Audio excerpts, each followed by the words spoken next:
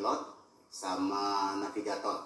Jadi yang menyemai garam itu cuma 2 orang, 2 orang tentara yang mungkin sudah biasa naik casa.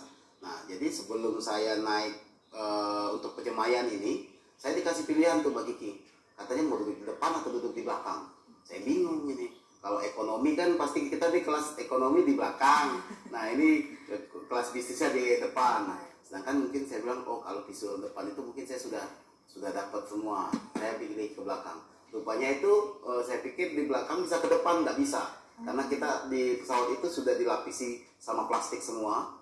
Itu supaya zat garam itu, NaCl itu tidak masuk ke dalam mesin pesawat, yang itu akan mengakibatkan korosi dan berbahaya untuk penerbangan. Jadi semua mereka itu menutup dengan plastik, dan di perjalanan pesawat itu seperti kita masuk ke sauna. Jadi kita sekitar 2 jam itu panas sekali.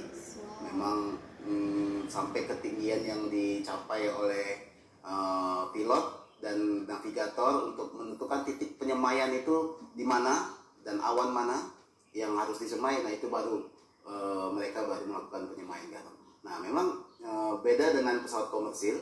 Kalau pesawat TNI ini memang kita bisa telepon. Saya juga kaget saat itu, kok sinyal handphone saya masih ada. Makanya saya tetap komunikasi dengan editor. Karena mungkin dari tahapan naskah sudah mulai bisa saya kirim, tapi editor ini kan mungkin ada shortlist gambar.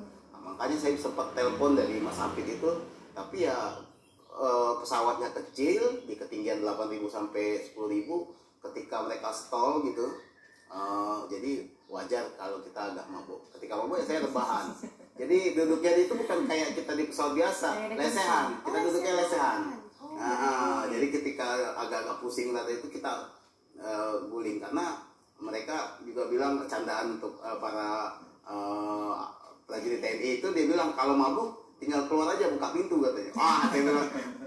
Jadi tambah takut kan, gitu. Sedangkan kita itu butuh gambar itu nggak mungkin kita ulang. Betul. Mereka suruh nyemai lagi, nggak mungkin kita ulang. Jadi saat itulah gambar kita ambil semaksimal mungkin, sebisa kita ambil gambar, tapi sesuai dengan request yang akan kita tampilkan.